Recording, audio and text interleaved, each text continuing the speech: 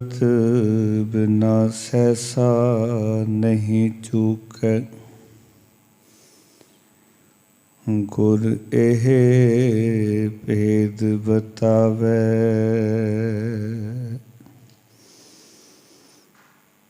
भगत बिना सहसा नहीं चूकै, गुर एह भेद बतावै। कबीर जिस मरने ते जग डरै, मेरे मन आनंद। मरने ही ते पाइयै, पूरन परमानंद।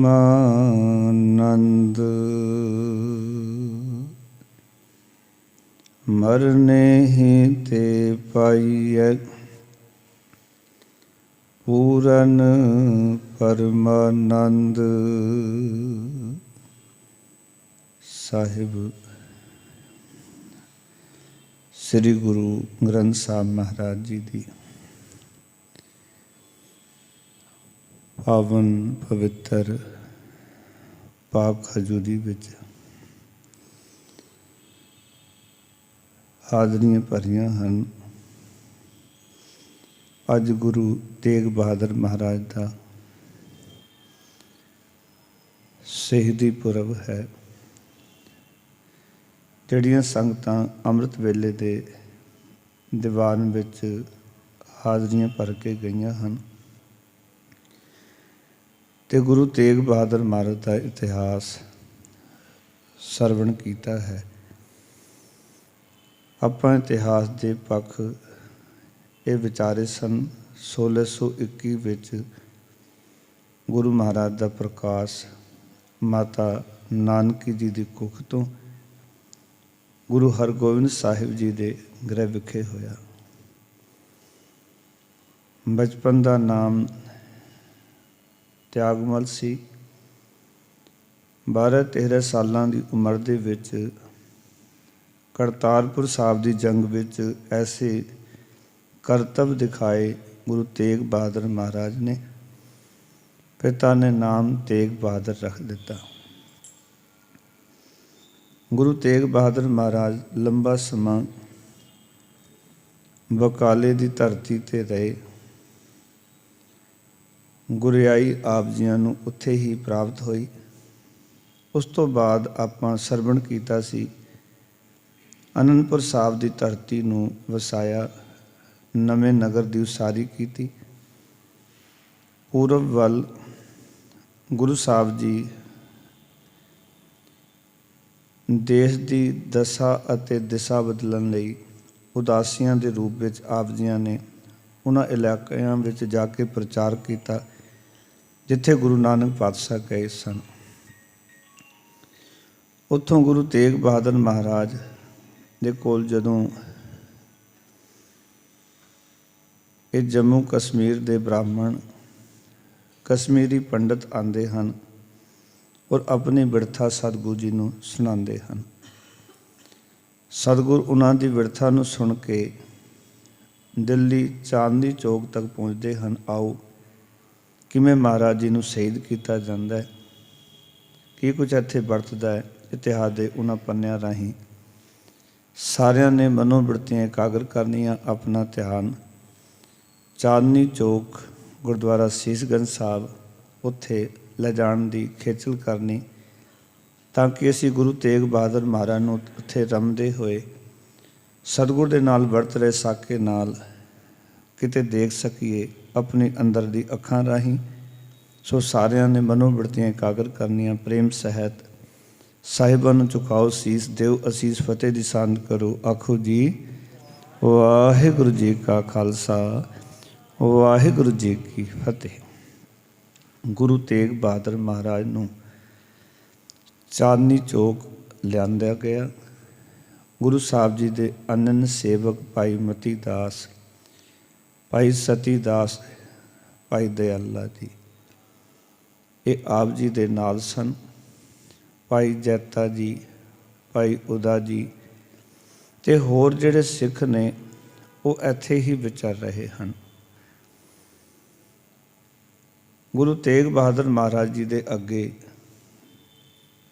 ਇਹ ਗੱਲਾਂ ਰੱਖੀਆਂ ਗਈਆਂ ਕਿ ਸਭ ਤੋਂ ਪਹਿਲਾਂ ਕਰਾਮਾਤ ਵਿਖਾਓ। ਮਹਾਰਾਜ ਨੇ ਕਰਾਮਾਤ ਨੂੰ ਜਿਹੜੇ ਲੋਕ ਨਾਟਕ ਚੇਟਕ ਕਰਦੇ ਹਨ ਉਹਦੇ ਨਾਲ ਤੁਲਨਾ ਦਿੱਤੀ। ਜਿਵੇਂ ਕਿ 10ਵੇਂ ਪਾਤਸ਼ਾਹ ਨੇ ਬਚਨ ਲਿਖੇ ਨੇ, ਨਾਟਕ ਚੇਟਕ ਕੀਏ ਕੂ ਕਾਜਾ ਪ੍ਰਭ ਲੋਕਨ ਕੈ ਆਵਤ ਲਾਜਾ। ਆਓ ਕਿ ਇਹ ਨਾਟਕ ਕਰਨ ਵਾਲੇ ਲੋਕਾਂ ਦਾ ਕੰਮ ਹੈ, ਇਹ ਕੰਮ ਗੁਰੂ ਦਾ ਨਹੀਂ। ਗੁਰੂ ਦਾ ਕੰਮ ਹੈ ਮਨੁੱਖਤਾ ਨੂੰ ਸੱਚ ਦਾ ਪਾਠ ਪੜ੍ਹਾਉਣਾ, ਔਰ ਕਰਾਮਾਤ ਨੂੰ ਕਹਿਰ ਦਾ ਨਾਮ ਗੁਰਮਤਿ ਦਿੰਦੀ ਹੈ। ਉਸ ਪਰਮਾਤਮਾ ਦੀ ਕੁਦਰਤ ਦੇ ਵਿੱਚ ਜੋ ਵਰਤਾਰਾ ਵਰਤ ਰਿਹਾ ਹੈ ਉਹਦੇ ਵਿੱਚ ਰਹਿਣਾ ਹੀ ਸਿੱਖੀ ਦਾ ਅਸੂਲ ਤੇ ਧਰਮ ਹੈ। ਉਹਨੂੰ ਹੀ ਮਹਾਰਾਜ ਨੇ ਆਖਿਆ ਹੈ, ਜੇ ਸੁਖ ਦੇਹੇ ਤਾਂ ਤੁਝੇ ਅਰਾਧੀ ਦੁੱਖ ਵੀ ਤੁਝੇ ਤਿਹਾਈ। ਜਦ ਸੁਖ ਦੁੱਖ ਦੋਏ ਦਰ ਕੱਪੜੇ ਪਹਿਰੇ ਜਾਏ ਮਨੁੱਖ, ਜਿੱਥੈ ਬੋਲਣ ਹਾਰੀਏ ਤਿੱਥੈ ਚੰਗੀ ਚੁੱਪ।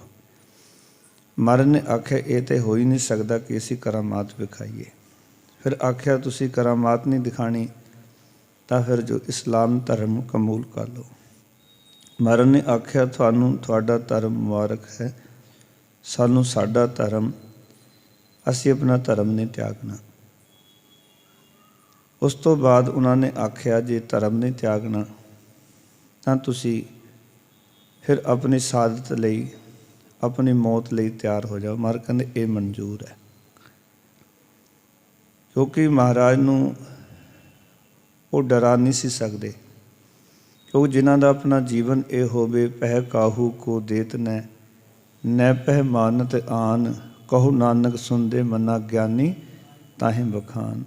ਜਿਹੜੇ ਆਪ ਸਾਰੀ ਸੰਗਤ ਨੂੰ ਇਹ ਵਿਚਾਰ ਦ੍ਰਿੜ ਕਰਾਉਂਦੇ ਰਹੇ ਹੋਣ, ਯਾਦ ਰੱਖਣਾ ਉਹਨਾਂ ਨੂੰ ਡਰਾਇਆ ਨਹੀਂ ਜਾ ਸਕਦਾ। ਨਾ ਐਸੇ ਗੁਰਮੁਖ ਪਿਆਰੇ ਕਿਸੇ ਦਾ ਡਰ ਸਹਿੰਦੇ ਹਨ, ਨਾ ਹੀ ਕਿਸੇ ਨੂੰ ਡਰਾਉਂਦੇ ਹਨ। ਇਸ ਕਰਕੇ ਉੱਥੇ ਜੋ ਵਰਤਾਰਾ ਵਰਤਿਆ, ਗੁਰੂ ਸਾਹਿਬ ਜੀ ਨੂੰ ਹਰ ਪੱਖੋਂ ਫਿਰ ਡਰਾਉਣ ਦਾ ਯਤਨ ਕੀਤਾ ਗਿਆ। ਕਾਜੀ ਨੂੰ ਪੁੱਛਿਆ ਕਿ ਗੁਰੂ ਸਾਹਿਬ ਜੀ ਦੀ ਸਭ ਤੋਂ ਅਮੋਲਕ ਚੀਜ਼ ਕੀ ਹੈ, ਤੇ ਕਾਜੀ ਨੇ ਦੱਸਿਆ ਕਿ ਸਭ ਤੋਂ ਜ਼ਿਆਦਾ ਗੁਰੂ ਜੋ ਪਿਆਰ ਕਰਦਾ ਆਪਣੇ ਸਿੱਖਾਂ ਨੂੰ ਕਰਦਾ ਹੈ। ਇੱਕ ਵਾਰੀ ਉਚਾਰਨ ਕਰੋ, ਸਤਨਾਮ। ਸਿੱਖ ਲਈ ਅਮੋਲਕ ਕੋਈ ਚੀਜ਼ ਹੈ ਤਾਂ ਗੁਰੂ ਹੈ, ਤੇ ਗੁਰੂ ਲਈ ਕੋਈ ਅਮੋਲਕ ਚੀਜ਼ ਸੀ ਤੇ ਉਸਦੇ ਸਿੱਖ ਸਨ, ਕਿਉਂਕਿ ਗੁਰੂ ਆਪਣੇ ਸਿੱਖਾਂ ਨੂੰ ਸੱਚਾ ਪਿਆਰ ਕਰਦਾ ਹੈ। ਗੁਰ ਸਿੱਖਾਂ ਇੱਕੋ ਪਿਆਰ, ਗੁਰਮਿੱਤਾਂ ਪੁੱਤਾਂ ਭਾਈਆਂ। ਗੁਰਬਾਣੀ ਕਹਿੰਦੀ ਹੈ ਕਿ ਗੁਰੂ ਆਪਣੇ ਮਿੱਤਰਾਂ ਪੁੱਤਰਾਂ ਵਾਂਗ, ਭਰਾਵਾਂ ਵਾਂਗ ਆਪਣੇ ਸਿੱਖਾਂ ਨੂੰ ਗੁਰੂ ਸੱਚਾ ਪਿਆਰ ਕਰਦਾ ਹੈ। ਇਸ ਕਰਕੇ ਉਸਨੇ ਦੱਸਿਆ ਸਿੱਖ ਪਿਆਰੇ ਨੇ।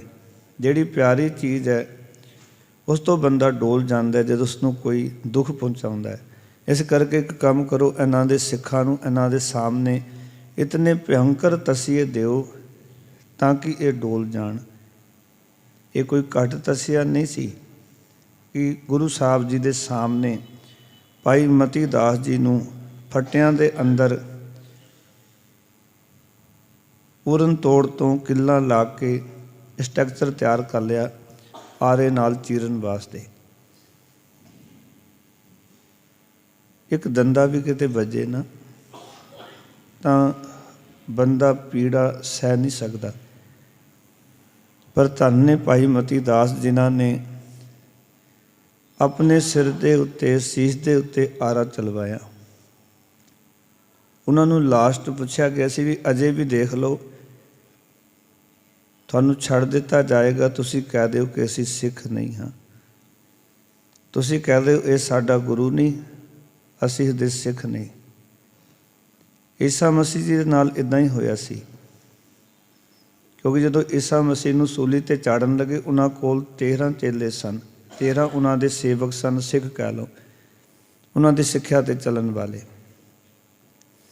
ਉਹਨਾਂ ਨੇ ਪੁੱਛਿਆ ਜਦੋਂ ਸੂਲੀ 'ਤੇ ਚਾੜਨ ਲੱਗੇ ਇਹ ਕੌਣ ਨੇ, ਤੇ ਉਹ 13 ਕਹਿੰਦੇ ਨੇ ਇਹ ਸਾਡਾ ਗੁਰੂ ਹੈ, ਅਸੀਂ ਇਹਦੇ ਸੇਵਕ ਹਾਂ, ਚੇਲੇ ਹਾਂ। ਕਹਿੰਦੇ ਚੰਗੀ ਤਰ੍ਹਾਂ ਸੋਚ ਲਓ, ਵਿਚਾਰ ਕਰ ਲਓ। ਪੁੱਛਿਆ ਫਿਰ ਕੌਣ ਹੈ? ਇਹ ਕਹਿੰਦੇ ਇਹ ਸਾਡਾ ਗੁਰੂ ਹੈ, ਅਸੀਂ ਇਸ ਦੇ ਚੇਲੇ ਹਾਂ। ਅਤੇ ਉਹਨਾਂ ਨੂੰ ਆਖਿਆ ਤੁਹਾਨੂੰ ਅਸੀਂ ਸੂਲੀ 'ਤੇ ਚਾੜ ਦੇਣਾ, ਸਲੇਬ 'ਤੇ ਟੰਗ ਦੇਣਾ, ਤੁਹਾਡੇ ਸਰੀਰ 'ਚ ਕਿੱਲਾਂ ਕੱਢੀਆਂ ਜਾਣਗੀਆਂ।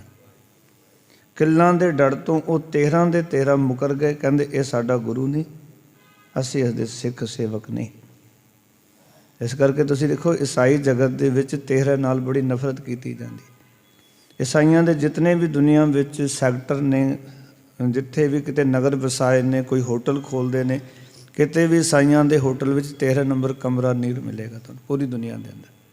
ਵੱਡੇ ਵੱਡੇ 5 ਸਟਾਰ ਇਹਨਾਂ ਦੇ ਹੋਟਲ ਨੇ, ਪਰ ਕਿਤੇ 13 ਨੰਬਰ ਕਮਰਾ ਰੱਖਦੇ ਹੀ ਕੋਈ ਨਹੀਂ। ਇਤਨੀ ਨਫ਼ਰਤ ਹੈ ਇਹਨਾਂ ਨੂੰ 13 ਨਾਲ। 13 ਨੰਬਰ ਸੈਕਟਰ ਨਹੀਂ ਚੰਡੀਗੜ੍ਹ ਦੇ ਅੰਦਰ। ਆਪਾਂ ਦੂਰ ਨਾ ਜਾਈਏ, ਚੰਡੀਗੜ੍ਹ ਤੁਸੀਂ ਜਾ ਕੇ ਦੇਖੋ 13 ਨੰਬਰ ਸੈਕਟਰ ਕੋਈ ਨਹੀਂ ਥੇ। ਕਿਉਂ? ਈਸਾਈਆਂ ਨੇ ਵਸਾਇਆ ਸੀ, ਅੰਗਰੇਜ਼ਾਂ ਨੇ ਵਸਾਇਆ, ਸ਼ੁਰੂਆਤ ਅੰਗਰੇਜ਼ਾਂ ਨੇ ਕੀਤੀ।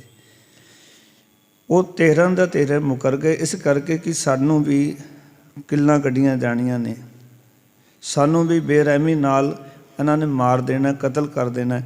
ਉਹ 13 ਮੁਕਰ ਗਏ।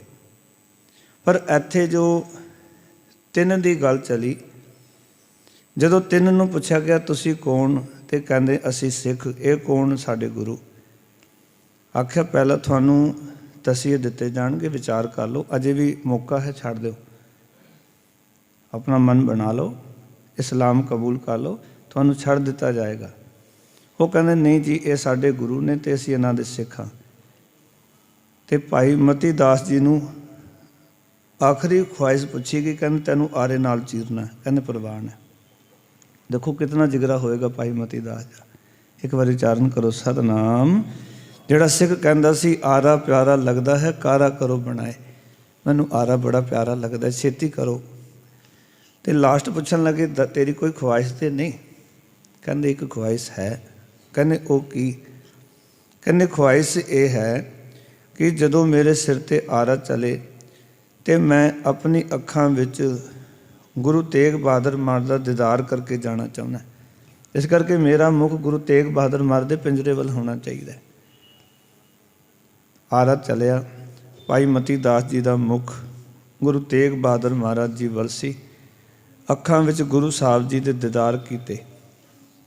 ਦੀਦਾਰਾਂ ਦੀ ਕਿਤਨੀ ਕੁ ਮਹਾਨਤਾ ਤੁਸੀਂ ਜਾਣਦੇ ਹੋ। ਅੰਦਰ ਸੱਚਾ ਨੇਹ ਲਾਇਆ ਪ੍ਰੀਤਮ ਆਪਨੇ, ਤਨ ਮਨ ਹੋਏ ਨਿਹਾਲ। ਜਾਂ ਗੁਰੂ ਦੇਖਾਂ ਸਾਹਮਣੇ ਦ੍ਰਿਸ਼ ਬਣਾਓ ਕਿ ਗੁਰੂ ਤੇਗ ਬਹਾਦਰ ਮਹਾਰਾਜ ਸਾਹਮਣੇ ਪਿੰਜਰੇ ਵਿੱਚ ਨੇ ਅਤੇ ਭਾਈ ਮਤੀ ਦਾਸ ਜੀ ਸਾਹਮਣੇ ਗੁਰੂ ਤੇਗ ਬਹਾਦਰ ਮਹਾਰਾਜ ਦੇ ਆਰਾ ਰੱਖਿਆ ਜਾ ਰਿਹਾ ਸੀਸ 'ਤੇ, ਅਤੇ ਗੁਰੂ ਤੇਗ ਬਹਾਦਰ ਮਹਾਰਾਜ ਦੇ ਦੀਦਾਰ ਕਰ ਰਹੇ ਹਨ ਔਰ ਬੜੇ ਪ੍ਰਸੰਨ ਹੋ ਰਹੇ ਨੇ। ਜਪਜੀ ਸਾਹਿਬ ਦਾ ਪਾਠ ਆਰੰਭ ਕਰ ਲਿਆ।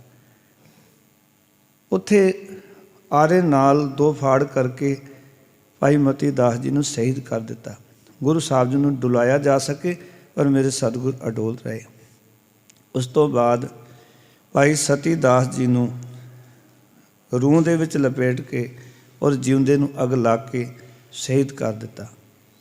ਉਸ ਨੂੰ ਵੀ ਖੁਆਇਸ਼ ਪੁੱਛੀ। ਸਾਰਿਆਂ ਦੀ ਖੁਆਇਸ਼ ਇੱਕੋ ਸੀ ਕਿ ਜਦੋਂ ਅਸੀਂ ਜਾਈਏ ਅਤੇ ਸਾਡੀ ਗੁਰੂ ਵੱਲ ਪਿੱਠ ਨਹੀਂ ਹੋਣੀ ਚਾਹੀਦੀ, ਬਾਕੀ ਹੋਰ ਸਾਨੂੰ ਕੁਛ ਨਹੀਂ ਚਾਹੀਦਾ। ਕਿਉਂਕਿ ਇੱਥੇ ਤਾਂ ਗੁਰੂ ਸਾਹਿਬ ਦੇ ਘਰ ਦਾ ਵਿਚਾਰ ਹੀ ਇਹ ਹੈ, ਜੋ ਕਬੀਰ ਸਾਹਿਬ ਨੇ ਲਿਖਿਆ ਨਾ, ਕਰਬਤ ਭਲਾ ਨਾ ਕਰਵਟ ਤੇਰੀ, ਲਾਗ ਗਲੇ ਸੁਣ ਬੇਨਤੀ ਮੇਰੀ। ਹੂੰ ਵਾਰੀ ਮੁਖ ਫੇਰ ਪਿਆਰੇ, ਕਰਬਤ ਦੇ ਮੋਕੋ ਕਾਹੇ ਕੋ ਮਾਰੇ। ਕਹਿੰਦੇ ਸਿਰ 'ਤੇ ਆਰਾ ਚੱਲ ਜਾਏ ਪ੍ਰਵਾਨ ਹੈ, ਪਰ ਪਿੱਠ ਗੁਰੂ ਦੀ ਚੰਗੀ ਨਹੀਂ। ਐਸਾ ਖਿਆਲ ਸੀ ਸਿੱਖਾਂ ਦਾ। ਸਤੀ ਦਾਸ ਨੂੰ ਵੀ ਜਿਉਂਦੇ ਨੂੰ ਅੱਗ ਲਾ ਦਿੱਤੀ ਗਈ। ਉਹ ਗੁਰੂ ਕਾ ਪਿਆਰਾ ਵੀ ਬਾਣੀ ਪੜ੍ਹਦਿਆਂ, ਗੁਰੂ ਕਾ ਦੀਦਾਰ ਕਰਦਿਆਂ ਸ਼ਹੀਦ ਹੋ ਗਿਆ। ਉਸ ਤੋਂ ਬਾਅਦ ਦੇਗ ਉਬਾਲੀ ਗਈ ਗੁਰੂ ਤੇਗ ਬਹਾਦਰ ਮਹਾਰਾਜ ਦੇ ਸਾਹਮਣੇ। ਉਸ ਦੇਗ ਉਬਲੀ ਹੋਈ ਦੇ ਵਿੱਚ ਭਾਈ ਦਿਆਲਾ ਜੀ ਨੂੰ ਬਿਠਾਇਆ ਗਿਆ। ਇੱਕ ਵਾਰੀ ਉਚਾਰਨ ਕਰੋ ਸਤਿਨਾਮ। ਕਦੀ ਮੇਰੇ ਗੁਰੂ ਅਰਜਨ ਦੇਵ ਜੀ ਮਹਾਰਾਜ ਨੂੰ ਉੱਥੇ ਲਾਹੌਰ ਦੇ ਵਿੱਚ ਦੇਗ 'ਚ ਉਬਾਲਿਆ ਗਿਆ ਸੀ। ਅੱਜ ਗੁਰੂ ਕੇ ਸਿੱਖ ਦੀ ਵਾਰੀ ਆਈ। ਸਿੱਖ ਨੇ ਇਹ ਸਮਝ ਕੇ ਕਿ ਮੈਂ ਨਹੀਂ, ਮੇਰਾ ਗੁਰੂ ਅਰਜਨ ਦੇਗ 'ਚ ਬੈਠਾ ਹੋਇਆ ਹੈ। ਇੱਕ ਵਾਰੀ ਉਚਾਰਨ ਕਰੋ ਸਤਿਨਾਮ। ਪੂਰਾ ਗਰਮ ਪਾਣੀ, ਉਬਲਦੇ ਪਾਣੀ ਵਿੱਚ ਆਲੂ ਦੇ ਵਾਂਗ ਭਾਈ ਦਿਆਲੇ ਜੀ ਨੂੰ ਉਬਾਲ ਦਿੱਤਾ, ਪ੍ਰਾਣ ਤਿਆਗ ਦਿੱਤੇ, ਮਹਾਨ ਸ਼ਹਾਦਤ ਹੋਈ। ਉਸ ਤੋਂ ਬਾਅਦ ਗੁਰੂ ਤੇਗ ਬਹਾਦਰ ਮਹਾਰਾਜ ਜੀ ਨੂੰ ਪੁੱਛਿਆ ਗਿਆ ਕਿ ਹੁਣ ਵੀ ਇਸਲਾਮ ਕਬੂਲ ਕਰ ਲਓ, ਕੋਈ ਕਰਾਮਾਤ ਵਿਖਾਓ, ਤੁਹਾਨੂੰ ਛੱਡ ਦਿੱਤਾ ਜਾਏਗਾ, ਨਹੀਂ ਤੇ ਜੋ ਹਾਲ ਤੁਹਾਡੇ ਸਿੱਖਾਂ ਦਾ ਕੀਤਾ ਤੁਹਾਡਾ ਕੀਤਾ ਜਾਏਗਾ। ਪਿਆਰ ਵਾਲਿਓ, ਸੱਚ ਜਾਣਨਾ ਗੁਰੂ ਸਾਹਿਬ ਅਡੋਲ ਰਹੇ। ਜਿੱਥੇ ਕਿ ਅੱਜ ਤੁਸੀਂ ਗੁਰਦੁਆਰਾ ਸੀਸਗੰਜ ਸਾਹਿਬ ਜਾਂਦੇ ਹੋ, ਦਰਸ ਬਣਾਓ, ਉਸ ਖੂਹ 'ਤੇ ਜਾ ਕੇ ਗੁਰੂ ਤੇਗ ਬਹਾਦਰ ਮਹਾਰਾਜ ਨੇ ਇਸ਼ਨਾਨ ਕੀਤਾ। ਜਿਨ੍ਹਾਂ ਨੇ ਦਰਸ਼ਨ ਕੀਤੇ ਨੇ ਉਹ ਆਸਾਨੀ ਨਾਲ ਉਸ ਦਰਸ ਨੂੰ ਲੈ ਸਕਦੇ ਨੇ ਕਿ ਗੁਰੂ ਸਾਹਿਬ ਜੀ ਖੂਹ 'ਤੇ ਜਾਂਦੇ ਨੇ, ਇਸ਼ਨਾਨ ਕਰਦੇ ਨੇ, ਉੱਥੇ ਬੈਠ ਕੇ ਜਪਜੀ ਸਾਹਿਬ ਦਾ ਪਾਠ ਕੀਤਾ। ਜਦੋਂ ਪਾਠ ਸੰਪੂਰਨ ਹੋਇਆ ਤਾਂ ਗੁਰੂ ਸਾਹਿਬ ਨੇ ਆਖਿਆ, ਹੁਣ ਜੋ ਤੁਹਾਨੂੰ ਹੁਕਮ ਹੈ ਉਹ ਤੁਸੀਂ ਕਰੋ। ਉੱਥੇ ਗੁਰੂ ਤੇਗ ਬਹਾਦਰ ਮਹਾਰਾਜ ਜੀ ਨੂੰ ਬੇਰਹਿਮੀ ਨਾਲ ਉਹਨਾਂ ਦਾ ਜਿਹੜਾ ਸੀਸ ਸੀ ਉਹ ਧੜ ਤੋਂ ਜੁਦਾ ਕਰ ਦਿੱਤਾ। ਸੰਨਾਟਾ ਛਾ ਗਿਆ, ਕਿਉਂਕਿ ਸਾਰੀ ਦਿੱਲੀ ਦੇਖਣ ਵਾਸਤੇ ਆਈ ਸੀ। ਬਹੁਤ ਸਾਰੇ ਸਿੱਖ ਉੱਥੇ ਆਏ ਹੋਏ ਸਨ। ਭਾਈ ਨਾਨੂ ਜੀ, ਭਾਈ ਉਦਾ ਜੀ, ਭਾਈ ਜੈਤਾ ਜੀ, ਭਾਈ ਆਗਿਆ ਜੀ, ਭਾਈ ਤੁਲਸੀ ਜੀ, ਇਤਿਹਾਸਕਾਰਾਂ ਨੇ ਇਹਨਾਂ ਦੇ ਨਾਮ ਲਿਖੇ ਹੋਏ ਨੇ ਸਾਰੇ ਸਿੱਖਾਂ ਦੇ। ਬੜਾ ਦੁੱਖ ਹੋਇਆ। ਔਰ ਨਾਲ ਇੱਕ ਐਲਾਨ ਕੀਤਾ ਗਿਆ, ਜੋ ਵੀ ਇਹਨਾਂ ਦੇ ਸਰੀਰ ਨੂੰ ਹੱਥ ਲਾਏਗਾ, ਚੁੱਕਣ ਦੀ ਕੋਸ਼ਿਸ਼ ਕਰੇਗਾ, ਸੰਭਾਲ ਕਰਨ ਦੀ ਕੋਸ਼ਿਸ਼ ਕਰੇਗਾ, ਉਸਦਾ ਪਰਿਵਾਰ ਸਹਿਤ, ਉਹਦੇ ਬੱਚਿਆਂ ਸਮੇਤ ਉਹਨਾਂ ਨੂੰ ਕੋਲੂ ਵਿੱਚ ਭੇੜ ਦਿੱਤਾ ਜਾਏਗਾ, ਤਾਂ ਕਿ ਕਿਸੇ ਦਾ ਹਿਆ ਹੀ ਨਾ ਪੈ ਸਕੇ ਵੀ ਉਹ ਗੁਰੂ ਸਾਹਿਬ ਦੇ ਸਰੀਰ ਨੂੰ ਸੰਭਾਲ ਸਕਣ। ਪਰ ਧੰਨ ਨੇ ਗੁਰੂ ਕੇ ਸਿੱਖ। ਇਹ ਸਾਰੇ ਜਾ ਕੇ ਜਿਹੜਾ ਕਿ ਦਿਲਵਾਲੀ ਮੁਹੱਲਾ ਹੈ ਨਾ, ਉੱਥੇ ਭਾਈ ਨਾਨੂ ਜੀ ਦਾ ਘਰ ਸੀ। ਉਸ ਘਰ ਦੇ ਵਿੱਚ ਸਾਰਿਆਂ ਦਾ ਇਕੱਠ ਹੋਇਆ। ਉਸ ਇਕੱਠ ਦੇ ਵਿੱਚ ਭਾਈ ਉਦਾ ਜੀ, ਭਾਈ ਜੈਤਾ ਜੀ, ਭਾਈ ਤੁਲਸੀ ਜੀ, ਭਾਈ ਆਗਿਆ ਜੀ, ਇਹ ਬਹੁਤ ਸਾਰੇ ਸਿੱਖ ਇਕੱਠੇ ਹੋਏ। ਇਹਨਾਂ ਨੇ ਵਿਚਾਰ ਕੀਤੀ ਵੀ ਹੁਣ ਗੁਰੂ ਸਾਹਿਬ ਦੇ ਸਰੀਰ ਨੂੰ ਆਪਾਂ ਕਿਵੇਂ ਸੰਭਾਲਣਾ ਹੈ। ਇਹ ਸਾਰੇ ਬੈਠ ਕੇ ਦ੍ਰਿਸ਼ ਦੇਖੋ ਉੱਥੇ ਕਿ ਭਾਈ ਨਾਨੂ ਜੀ ਦਾ ਘਰ ਹੈ ਕੂਚਾ ਦਿਲਵਾਲੀ ਦੇ ਵਿੱਚ, ਛੋਟੀ ਜਿਹੀ ਗਲੀ ਦੇ ਵਿੱਚ ਜਾ ਕੇ। ਉਹ ਬੜਾ ਮਹਾਨ ਘਰ ਹੈ। ਭਾਈ ਨਾਨੂ ਜਿਹੜਾ ਬੜਾ ਸ਼ਰਧਾਲੂ ਸੀ ਗੁਰੂ ਘਰ ਦਾ, ਕੂਚਾ ਦਿਲਵਾਲੀ ਵਿੱਚ ਉਹਦਾ ਘਰ ਹੈ। ਉੱਥੇ ਸਾਰੇ ਸਿੱਖ ਇਕੱਠੇ ਹੋਏ, ਵਿਚਾਰ ਕੀਤੀ ਗਈ। ਭਾਈ ਨਾਨੂ ਨੇ ਇੱਕ ਗੱਲ ਆਖੀ, ਕਹਿੰਦੇ ਦੇਖੋ ਗੱਲ ਇੱਦਾਂ ਹੈ, ਲੱਖੀ ਸਾਹਿਬ ਬਣਜਾਰਾ ਗੁਰੂ ਘਰ ਦਾ ਬੜਾ ਸ਼ਰਧਾਲੂ ਸੇਵਕ ਹੈ, ਅਤੇ ਉਹ ਕਲਾਨੌਰ ਤੋਂ ਆਪਣੇ ਗੱਡੇ ਲੈ ਕੇ ਆਇਆ। ਰੂਹ ਦਾ ਉਹ ਬਹੁਤ ਵੱਡਾ ਵਪਾਰੀ ਸੀ, ਅਤੇ ਲਾਲ ਕਿਲ੍ਹੇ ਦੇ ਪਰਲੇ ਪਾਸੋਂ ਬਹੁਤ ਸਾਰੇ ਉਹਦੇ ਗੱਡੇ ਜਿਹੜੇ ਨੇ ਉੱਥੇ ਵਿਸ਼ਰਾਮ ਕਰ ਰਹੇ ਹਨ। ਅਤੇ ਚੰਗਾ ਹੋਵੇ ਵੀ ਆਪਾਂ ਉਹਦੇ ਨਾਲ ਵੀ ਸਲਾਹ ਕਰ ਲੈਂਦੇ ਚੱਲ ਕੇ। ਅਤੇ ਇਹ ਸਾਰੇ ਜਿਹੜੇ ਸਿੱਖ ਸਨ, ਭਾਈ ਉਦਾ ਜੀ, ਭਾਈ ਜੈਤਾ ਜੀ, ਭਾਈ ਤੁਲਸੀ ਜੀ, ਭਾਈ ਆਗਿਆ ਜੀ, ਭਾਈ ਨਾਨੂ ਜੀ, ਇਹ ਸਾਰੇ ਜਿਹੜੇ ਨੇ ਲਾਲ ਕਿਲ੍ਹੇ ਤੋਂ ਪਰਲੇ ਪਾਸੇ ਉੱਥੇ ਪਹੁੰਚਦੇ ਨੇ ਅਤੇ ਜਾ ਕੇ ਲੱਖੀ ਸਾਹਿਬ ਬਣਜਾਰੇ ਨੂੰ ਗੱਲ ਕਰਦੇ ਨੇ, ਸਾਰੀ ਬਿਰਥਾ ਸੁਣਾਉਂਦੇ ਨੇ ਵੀ ਇਸ ਤਰ੍ਹਾਂ, ਕਿਉਂਕਿ ਉਹਨੂੰ ਪਤਾ ਨਹੀਂ ਸੀ ਵੀ ਕੀ ਵਰਤਿਆ ਇੱਥੇ, ਕਿਉਂਕਿ ਉਹ ਬਾਹਰੋਂ ਆ ਰਿਹਾ ਸੀ। ਉਹਦੇ ਗੱਡੇ ਉੱਥੇ ਰੁਕੇ ਹੋਏ ਸਨ।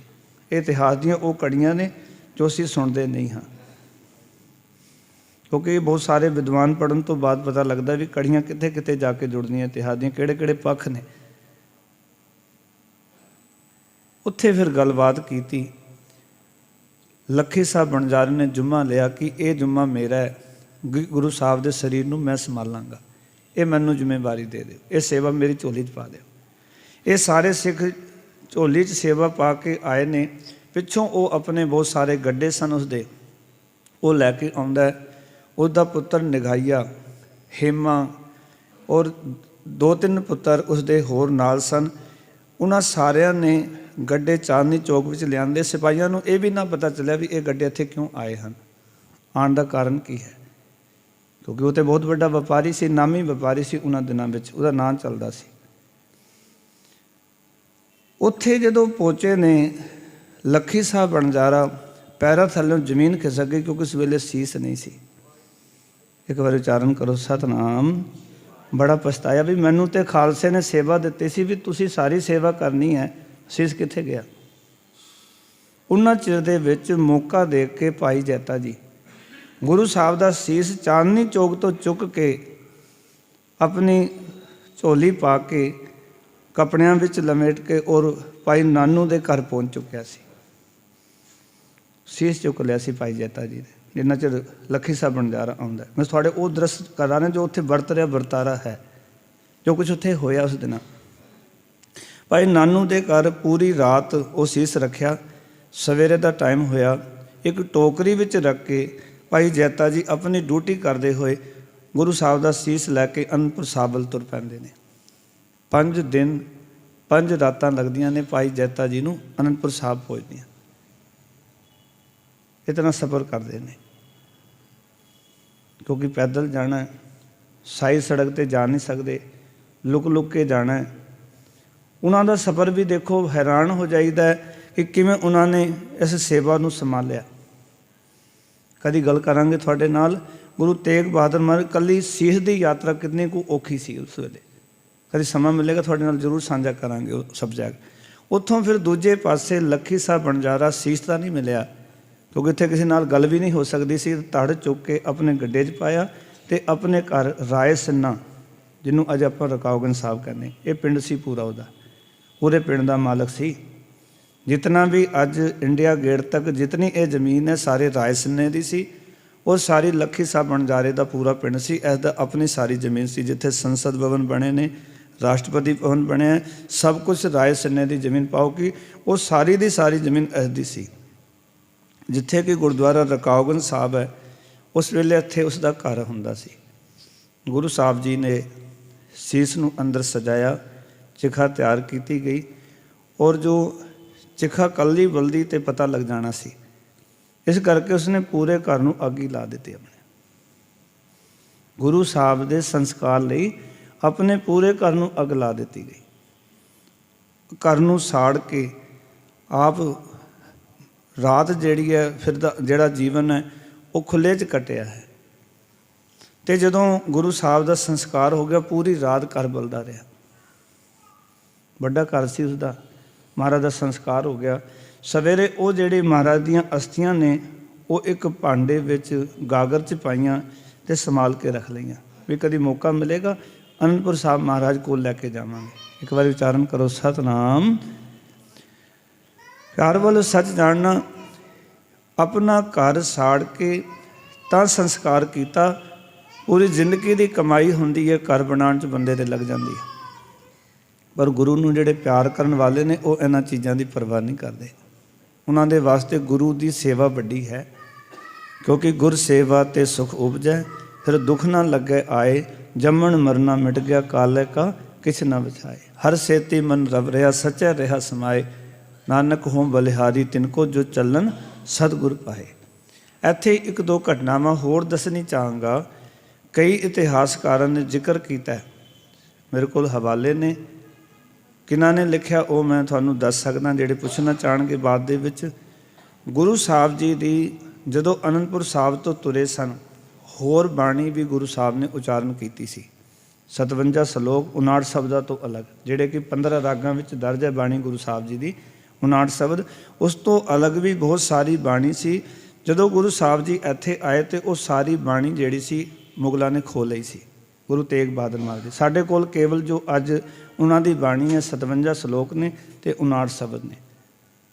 ਉਸ ਤੋਂ ਜੁਦਾ ਹੋਰ ਜਿਹੜੀ ਬਾਣੀ ਹੈ ਉਹਨਾਂ ਦੀ ਨਹੀਂ ਹੈ। ਔਰ ਉਹਨਾਂ ਦੀ ਜਿਹੜੀ ਉਸ ਵੇਲੇ ਦੀ ਬਾਣੀ ਅਸੀਂ ਦੇਖਦੇ ਹਾਂ ਉਹ ਸਾਰੀ ਜਿਹੜੀ ਹੈ ਉਹ ਹਿੰਦੀ ਵਿੱਚ ਗੁਰੂ ਸਾਹਿਬ ਨੇ ਬਾਣੀ ਉਚਾਰਨ ਕੀਤੀ, ਲੋਕਾਂ ਨੂੰ ਜਗਾਇਆ। ਜਿਹੜੇ ਇੱਥੇ ਦੀ ਮਨੁੱਖਤਾ ਸੁੱਤੀ ਹੋਈ ਸੀ ਉਹਨਾਂ ਨੂੰ ਉਹਨਾਂ ਦੇ ਫਰਜ਼ ਚੇਤੇ ਕਰਾਏ।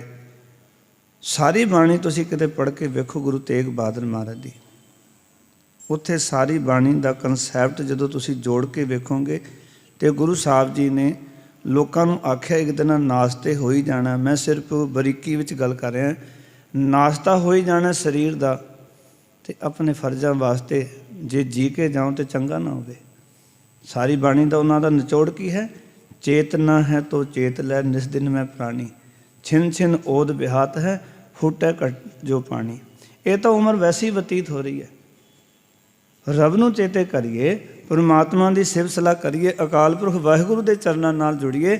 ਇਸ ਤਰ੍ਹਾਂ ਦੀ ਵਿਚਾਰਧਾਰਾ ਗੁਰੂ ਸਾਹਿਬ ਜੀ ਨੇ ਜਾਗਰਤ ਕੀਤੀ। ਇਸ ਕਰਕੇ ਆਪਾਂ ਕਹਿੰਦੇ ਬੈਰਾਗਮਈ ਬਾਣੀ। ਮੈਂ ਇੱਕ ਬੇਨਤੀ ਕਰਾਂ, ਬੈਰਾਗ ਜ਼ਰੂਰੀ ਹੈ ਪਰਮਾਤਮਾ ਦੀ ਪ੍ਰਾਪਤੀ ਵਾਸਤੇ, ਪਰ ਅਸੀਂ ਇੱਕ ਅੱਖਰ ਵਰਤ ਕੇ ਕੇਵਲ ਬੈਰਾਗਮਈ ਨਹੀਂ, ਗੁਰੂ ਤੇਗ ਬਹਾਦਰ ਮਹਾਰਾਜ ਦੀ ਸਾਰੀ ਬਾਣੀ ਮਨੁੱਖ ਨੂੰ ਚੜ੍ਹਦੀ ਕਲਾ ਵਿੱਚ ਲੈ ਜਾਣ ਵਾਲੀ ਬਾਣੀ ਹੈ। ਇੱਕ ਵਾਰੀ ਉਚਾਰਨ ਕਰੋ, ਸਤਿਨਾਮ। ਇੱਕ ਇੱਕ ਅੱਖਰ ਗੁਰੂ ਸਾਹਿਬ ਜੀ ਨੇ ਹਰ ਇੱਕ ਮਨੁੱਖ ਨੂੰ, ਜਿਹੜੇ ਢਹਿੰਦੀ ਕਲਾ ਵਿੱਚ ਲੋਕ ਸਨ, ਉਹ ਚੜ੍ਹਦੀ ਕਲਾ ਵਿੱਚ ਜਾਣ। ਕਨਸੈਪਟ ਤੁਸੀਂ ਕਿਤੇ ਜੋੜ ਕੇ ਵੇਖੋ, ਸ਼ੁਰੂਆਤ ਹੁੰਦੀ ਹੈ ਗੁਣ ਗੋਬਿੰਦ ਗਾਇਓ ਨਹੀਂ ਜਨਮ ਅਕਾਰਥ ਕੀਨ। ਇੱਥੋਂ ਗੁਰੂ ਸਾਹਿਬ ਸ਼ੁਰੂਆਤ ਕਰਦੇ ਨੇ ਵੀ ਬੰਦਿਆ ਤੂੰ ਗੋਬਿੰਦ ਦੇ ਗੁਣ ਨਹੀਂ ਗਾਏ, ਆਪਣੇ ਜਨਮ ਨੂੰ ਅਕਾਰਥ ਕਰ ਲਿਆ, ਵਿਅਰਥ ਕਰ ਲਿਆ। ਜਦੋਂ ਆਪਾਂ ਉਹਨਾਂ ਦੀ ਰਾਗਾਂ ਦੀ ਸ਼ੁਰੂਆਤ ਵਿੱਚ ਬਾਣੀ ਦੇਖਦੇ ਹਾਂ ਤੇ ਪਹਿਲਾ ਸ਼ਬਦ ਹੈ ਸਾਧੂ ਮਨ ਕਾ ਮਾਨ ਤਿਆਗੋ, ਕਾਮ ਕ੍ਰੋਧ ਸੰਗਤ ਦੁਰਜਨ ਕੀ ਤਾਤੇ ਅਹਨਸ ਭਾਗੋ। ਇਹ ਪਹਿਲਾ ਸ਼ਬਦ ਹੈ ਗੁਰੂ ਤੇਗ ਬਹਾਦਰ ਜੀ ਦਾ। ਫਿਰ ਤੁਸੀਂ ਵੇਖੋ ਕਿ ਗੁਰੂ ਤੇਗ ਬਹਾਦਰ ਮਹਾਰਾਜ ਉਹ ਸਤਿਗੁਰੂ ਨੇ, ਜਦੋਂ ਕਿ ਰਾਗ ਦੀ ਮਨਾਹੀ ਸੀ, ਕੋਈ ਰਾਗ ਨਹੀਂ ਸੀ ਗਾ ਸਕਦਾ, ਔਰੰਗਜ਼ੇਬ ਨੇ ਰੋਕ ਲਾਈ ਹੋਈ ਸੀ। ਸਾਨੂੰ ਤੇ ਹਮੇਸ਼ਾ ਗੁਰੂਆਂ ਦੇ ਉੱਤੇ ਮਾਣ ਹੋਣਾ ਚਾਹੀਦਾ ਹੈ। ਇਸ ਦੇਸ਼ ਦੀ ਸੰਸਕ੍ਰਿਤ ਨੂੰ ਬਚਾਉਣ ਵਾਲੇ, ਦੇਸ਼ ਦੀ ਰਵਾਇਤਾਂ ਨੂੰ ਬਚਾਉਣ ਵਾਲੇ ਜੇ ਕੋਈ ਦੁਨੀਆ 'ਚ ਪੈਦਾ ਹੋਇਆ ਤੇ ਉਹ ਗੁਰੂ ਤੇਗ ਬਹਾਦਰ ਮਹਾਰਾਜ ਨੇ। ਇੱਕ ਵਾਰੀ ਉਚਾਰਨ ਕਰੋ ਸਤਨਾਮ। ਸਾਨੂੰ ਕਦੀ ਵੀ ਭਾਰਤ ਦੇ ਵਾਸੀਆਂ ਨੂੰ ਅਹਿਸਾਨ ਫਰਾਮੋਸ਼ ਨਹੀਂ ਹੋਣਾ ਚਾਹੀਦਾ। ਭਾਵੇਂ ਇੱਥੇ ਜਿਹੜੀ ਵੀ ਕੌਮਾਂ ਵਸਦੀਆਂ ਨੇ, ਜਿਹੜੇ ਵੀ ਧਰਮ ਵਸਦੇ ਨੇ, ਧਰਮ ਦੀ ਜੇ ਆਜ਼ਾਦੀ ਦੀ ਗੱਲ ਕੀਤੀ, ਦੁਨੀਆ ਵਿੱਚ ਇੱਕੋ ਹੀ ਰਹਿਬਰ ਨੇ ਗੁਰੂ ਤੇਗ ਬਹਾਦਰ ਮਹਾਰਾਜ, ਜਿਨ੍ਹਾਂ ਨੇ ਧਰਮ ਦੀ ਆਜ਼ਾਦੀ ਵਾਸਤੇ ਆਪਣਾ ਸੀਸ ਦਿੱਤਾ, ਆਪਣਾ ਬਲਿਦਾਨ ਦਿੱਤਾ, ਆਪਣੀ ਕੁਰਬਾਨੀ ਦਿੱਤੀ। ਜੇ ਮਹਾਰਾਜ ਕਿਤੇ ਸੀਸ ਨਾ ਦਿੰਦੇ, ਕੁਰਬਾਨੀ ਨਾ ਦਿੰਦੇ ਤੇ ਇੱਥੇ ਅੱਜ ਕੁਝ ਹੋਰ ਹੋਣਾ ਸੀ। ਗੁਰੂ ਤੇਗ ਬਹਾਦਰ ਮਹਾਰਾਜ ਨੇ ਉਹਨਾਂ ਦਿਨਾਂ ਦੇ ਅੰਦਰ, ਜਦੋਂ ਸਾਰੀ ਚੀਜ਼ਾਂ 'ਤੇ ਰੋਕ ਸੀ, ਗੁਰੂ ਸਾਹਿਬ ਜੀ ਨੇ ਜੈਜਾਵੰਤੀ ਰਾਗ ਉਚਾਰਨ ਕੀਤਾ ਔਰ ਉਸ ਰਾਗ ਦੇ ਰਾਹੀਂ ਗੁਰੂ ਸਾਹਿਬ ਜੀ ਨੇ ਮਨੁੱਖ ਜਿਹੜੇ ਆਪਣੇ ਫਰਜ਼ਾਂ ਤੋਂ ਬਾਗੀ ਹੋ ਚੁੱਕੇ ਸਨ, ਜਿਹੜੇ ਲੋਕ ਆਪਣੀ ਸੰਸਕ੍ਰਿਤੀ ਤੋਂ ਟੁੱਟ ਚੁੱਕੇ ਸਨ, ਜਿਹੜੇ ਲੋਕ ਸੰਸਾਰ ਦੇ ਵਿੱਚ ਦੂਜਿਆਂ ਦੀ ਬੋਲੀ ਬੋਲਣ ਲੱਗ ਪਏ ਸਨ, ਗੁਰੂ ਤੇਗ ਬਹਾਦਰ ਮਹਾਰਾਜ ਨੇ ਉਹਨਾਂ ਤੋਂ ਜਾਣੂ ਕਰਾਇਆ, ਉਹਨਾਂ ਨੂੰ ਜਗਾਇਆ, ਉਹਨਾਂ ਨੂੰ ਸੁਚੇਤ ਕੀਤਾ। ਸੋ ਜੀ ਐਸੇ ਸਤਿਗੁਰੂ ਜੀ ਦੀ ਇਤਨੇ ਕਮਾਲ ਦੀ ਸਾਡੇ ਕੋਲ ਬਾਣੀ, ਐਸਾ ਕਮਾਲ ਦਾ ਉਪਦੇਸ਼, ਐਸੀ ਵੱਡੀ ਕੁਰਬਾਨੀ ਗੁਰੂ ਸਾਹਿਬ ਜੀ ਨੇ। ਦੇਖੋ ਆਪਣੇ ਧਰਮ ਲਈ ਸਾਰੀ ਦੁਨੀਆ ਮਰਦੀ ਹੈ, ਆਪਣੇ ਪਰਿਵਾਰ ਲਈ ਲੋਕ ਆਪਣਾ ਆਪ ਵਾਰਦੇ ਨੇ, ਪਰ ਗੁਰੂ ਸਾਹਿਬ ਜੀ ਨੇ ਤਾਂ ਇਸ ਦੇਸ਼ ਦੇ ਲਈ ਜਿਸ ਜਨੇਊ ਨੂੰ ਗੁਰੂ ਨਾਨਕ ਪਾਤਸ਼ਾਹ ਨੇ ਨਹੀਂ ਪਾਇਆ, ਉਸ ਜਨੇਊ ਦੇ ਖਤਰੇ ਨੂੰ ਮੁੱਖ ਰੱਖਦਿਆਂ ਜਦੋਂ ਜਨੇਊ ਧਾਰੀਆਂ ਨੇ ਕਿਹਾ ਮਹਾਰਾਜ ਸਾਡੀ ਜਨੇਊ ਖਤਰੇ ਵਿੱਚ ਹੈ, ਸਾਡੀ ਬੋਧੀ ਖਤਰੇ ਵਿੱਚ ਹੈ, ਸਾਡਾ ਤਿਲਕ ਖਤਰੇ ਵਿੱਚ ਹੈ, ਅਤੇ ਜੇ ਹੁਣ ਕੋਈ ਸਾਡੀ ਬੋਧੀ ਦੀ, ਤਿਲਕ ਦੀ, ਜਨੇਊ ਦੀ ਰੱਖਿਆ ਕਰ ਸਕਦਾ ਹੈ ਇਹ ਕੇਵਲ ਤੁਸੀਂ ਹੋ, ਕੇਵਲ ਤੁਸੀਂ ਹੋ। ਉਸ ਵੇਲੇ ਗੁਰੂ ਤੇਗ ਬਹਾਦਰ ਮਹਾਰਾਜ ਨੇ 9 ਸਾਲਾਂ ਦੀ ਉਮਰ ਦੇ ਵਿੱਚ ਗੁਰੂ ਨਾਨਕ ਪਾਤਸ਼ਾਹ ਨੇ ਜਨੇਊ ਨਹੀਂ ਪਾਇਆ। 9 ਸਾਲਾਂ ਦੀ ਉਮਰ ਬਾਲ ਗੋਬਿੰਦ ਰਾਏ ਜੀ ਦੀ ਸੀ। ਉਹਨਾਂ ਨੇ ਪਿਤਾ ਸ੍ਰੀ ਨੂੰ ਆਖਿਆ ਸੀ ਵੀ ਹੁਣ ਇਹ ਜਨੇਊ ਜਿਹੜਾ ਇਹ ਟੁੱਟਣ ਨਹੀਂ ਦੇਣਾ, ਕਿਸੇ ਦੇ ਗਲੇ ਵਿੱਚ ਪਿਆ ਹੋਇਆ ਜਨੇਊ। ਕਿਆ ਕਮਾਲ ਦੀ ਫਿਲੋਸਫੀ ਹੈ, ਕਿਆ ਕਮਾਲ ਦਾ ਇਤਿਹਾਸ ਹੈ ਗੁਰੂ ਤੇਗ ਬਹਾਦਰ ਮਹਾਰਾਜ ਦਾ। ਇਸ ਤਰ੍ਹਾਂ ਇੱਕ ਮਹਾਨ ਸਾਦਤ ਗੁਰੂ ਤੇਗ ਬਹਾਦਰ ਮਹਾਰਾਜ ਜੀ ਦੀ ਹੋਈ ਔਰ ਸਾਨੂੰ ਸਾਰਿਆਂ ਨੂੰ ਇਸ ਸਾਦਤ ਤੋਂ ਪ੍ਰੇਰਨਾ ਲੈਣ ਦੀ ਲੋੜ ਹੈ। ਇਸ ਸਾਦਤ ਦੇ ਮੁਤਾਬਿਕ ਜੋ ਸਾਨੂੰ ਗੁਰੂ ਸਾਹਿਬ ਜੀ ਨੇ ਆਪਣੀ ਵਿਚਾਰਧਾਰਾ ਬਖਸ਼ੀ ਹੈ, ਉਸ ਨੂੰ ਅੱਜ ਸਾਰਿਆਂ ਨੂੰ ਕਮਾਉਣ ਦੀ ਲੋੜ ਹੈ। ਬਾਹਰ ਭਟਕਣ ਦੀ ਲੋੜ ਨਹੀਂ।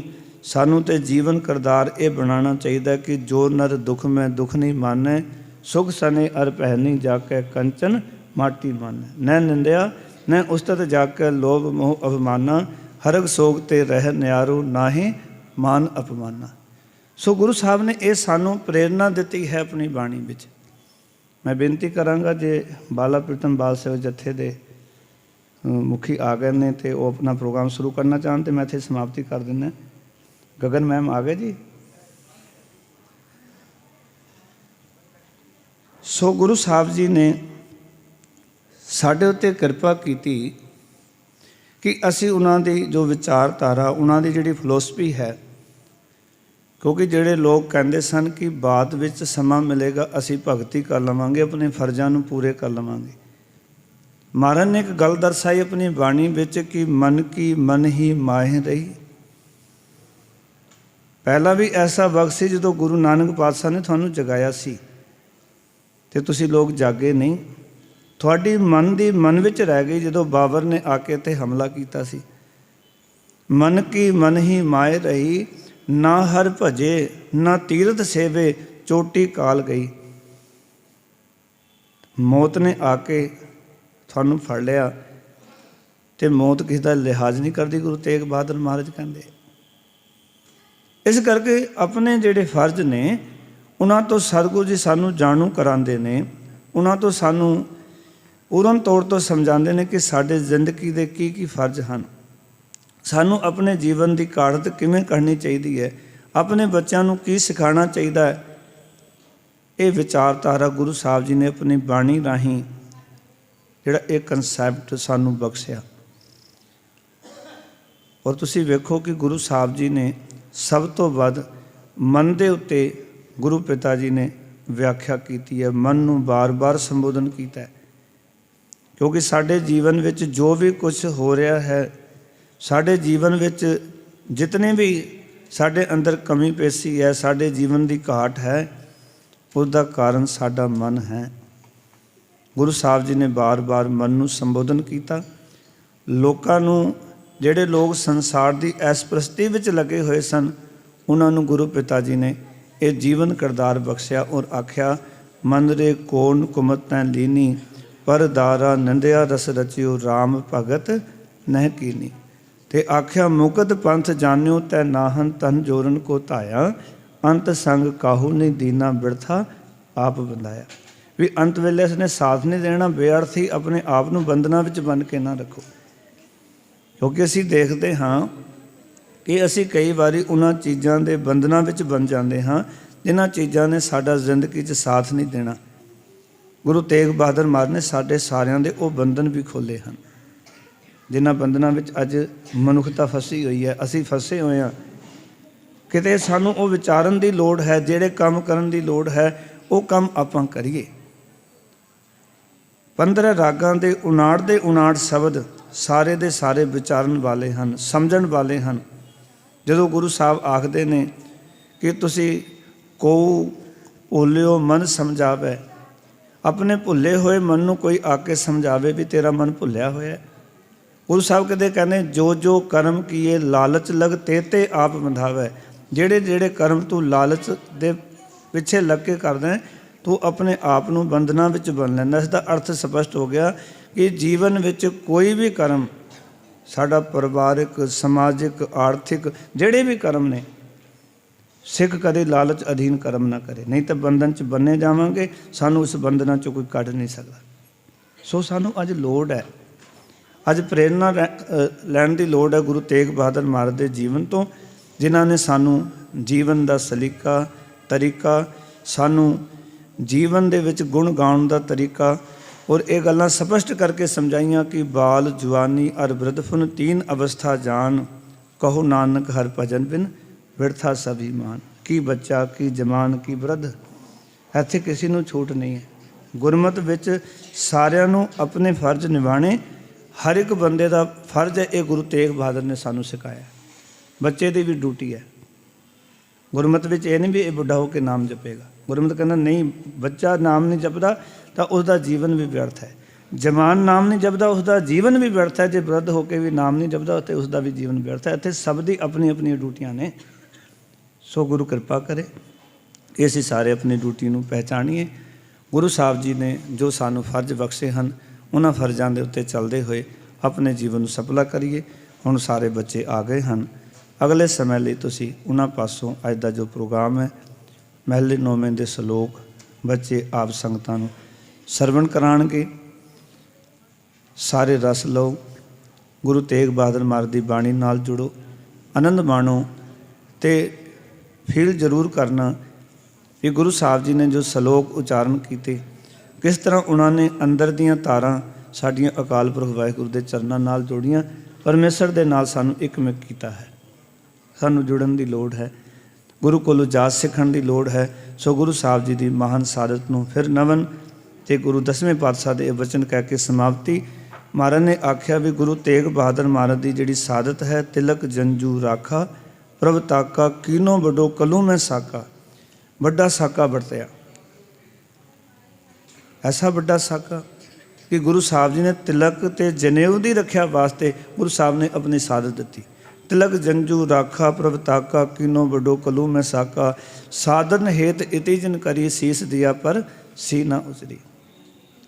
धर्म हेत साका जिन किया, हेत का अर्थ है वास्ते, धर्म वास्ते गुरु ने साका किया। धर्म हेत साका जिन किया, शीस दिया पर सिर ना दिया। शीस दे दिता पर दृढ़ता नहीं छड्डी, दृढ़ इरादे दे नाल शीस दिता गुरु साहब ने। ते अगले बचन 10वें पातशाह ने आखे, कहने ने नाटक चेटक किए को काजा, प्रभ लोकन कै आवत लाजा। ते महाराज अगे कहते ने कि गुरु साहब ने यह सादत किमें दिती, ठीक कर फोर दलीस सिर, प्रभुर किया बयान। गुरु साहब ने अपना शरीर का ठीकरा किया गुरु गोबिंद सिंह महाराज ने, कि दिल्ली दे राजे औरंगजेब के सिर ते आके भन दिता। जिमें कि भांडा भन देईदा ना, महाराज कहने अपने शरीर का भांडा गुरु साहब ने दिल्ली दे विच, दिल्ली दे राजे दे सिर ते आके भनिया। ठीक कर पोर दलीस सिर, प्रभु किया बयान, तेग बहादुर सी करया, करी न किनू आन। तेग बहादुर के चलत पहो जगत को सो। जो गुरु तेग बहादुर महाराज की सादत हुई ना, तो सारे लोगों विच एक शोक की लहर भी एक ही होया। सच धर्म की विचार दृढ़ कराने वाले सतगुरु दे नाल बेरहमी नाल ये कुछ होया। तो महाराज कहते ने जदों महाराज ने सादत दी ना, तो पहो जगत को शोक है सब जग पहो। हाहाकार मच गई, जय जय जय सुरलोक। सुरलोक दे अंदर जय जयकार हुई, क्योंकि सच धर्म की खातर जो भी कुर्बानी दिंदा है वो इत्थे भी पूजया जाता है, उत्थे भी पूजया जाता है। जिन नानक सतगुर पूजया तिन हर पूज करा। पूजा करिए, गुरु की सिफत करिए, इत्थे भी सत्कारे जावांगे, मालक की दरगाह विच भी मान सत्कार प्राप्त होएगा। इतनियां बेनतियां प्रवान। गुरु तेग बहादुर साहब जी की सादत नूं कोट कोट नमन। आप सारिਆਂ ਦਾ ਧੰਨਵਾਦ। प्रेम सहित हाजरियां भरियां। इतनियां बेनतियां प्रवान। मेरियां भुलां मेरी झोली विच पा देना। गुरु इतिहास राहीं जो बचन साझे कीते ने हिरदे विच परो के सिੱਖੀ ਦੀ कमाई करना। गुरु तेग बहादुर महाराज की बेअंत असीसां मिलणगीਆਂ ते तेग बहादुर सिमरिए कर नौन दे आवे धाए, सब थाई होए साए। गुरु साहब तुहाडे साहे भी होणगे। फतेह दी सांझ करो जी। आखो जी वाहिगुरू जी का खालसा वाहिगुरू जी की फतेह।